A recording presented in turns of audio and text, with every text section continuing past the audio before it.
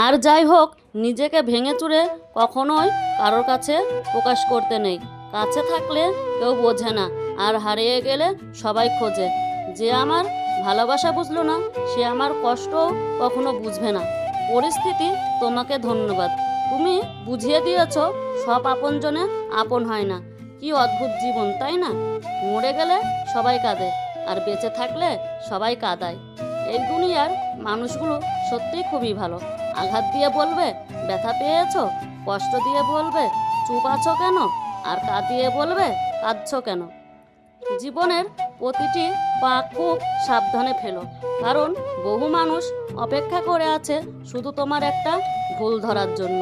শুনেছি যে সয় সে রয়, কিন্তু আমার মতে যে সয় তার সাথে বারবার একই কিন্তু ঘটনা ঘটে। শুভ সকাল আমার প্রিয় বন্ধুরা, সবাই কেমন আছো? আশা করছি যে যেখানে আছো সবাই ভালো আছো ও সুস্থ আছো। আরও একটা নতুন ব্লগে তোমাদের সবাইকে স্বাগত জানিয়ে আজকের ভিডিও শুরু করছি। আশা করছি তোমাদের ভালো লাগবে, তাই ভিডিওটা শেষ পর্যন্ত দেখার অনুরোধ রইল। বন্ধুরা, আমি সকাল সকাল ঘুম থেকে উঠে আগে দুয়ারটা মুছে নিচ্ছি, কারণ রোদ লাগার আগে বাসি দুয়ার মুছে নিতে হয়। তাই আমি রোদ ওঠার আগে উঠে প্রত্যেক দিন আগে দুয়ারটাই মুছে নিই। তারপরে আমি তুলসী তলাটায় জল দিয়ে নিলাম, আর এদিকে টাইম কলের জলটাও চলে এসছে, আর এখন বাজে 6:30।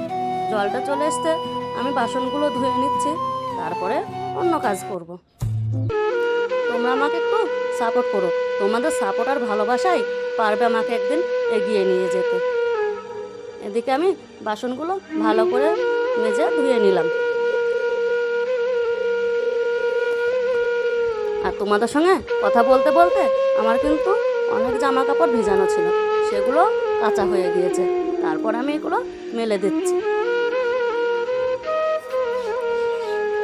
আর আমার ছেলে তো অনেক দূর স্কুলে যায়, তাই ওকে সকাল সকাল স্কুলে পাঠিয়ে দিতে হয়। আর ওর একটা বন্ধু এসছে ওকে ডাকতে, দুজনাই একসাথে স্কুলে যাব। আর ওরা দুজনাই চলে গেল। এরপর আমার ছোট ছেলেটাকে আমি রেডি করে দিচ্ছি, ও স্কুলে যাবে। ও তো গ্রামের স্কুলে যাবে, তাই ও একটু দেরিতে গেলেও অসুবিধা নেই। আর ওই দেখো, ওকে রেডি করে আমি স্কুলে পাঠিয়ে দিলাম, আর ও একা একাই যাচ্ছে। আর এই দিকটাতে দেখেছো কত ঝোড়, এখান দিয়ে কিন্তু যেতে হয়, আমাদের এছাড়া কোনো রাস্তা নেই।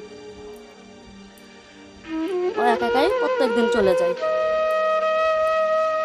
আর যে পায়রার খোপটা তোমাদের কালকে দেখিয়েছিলাম, উপর থেকে নিচে নেমে এসে বেঁধে দিয়েছে এখানে। আর পায়রাগুলো দেখো খোপের ভেতর কি সুন্দর বসে আছে।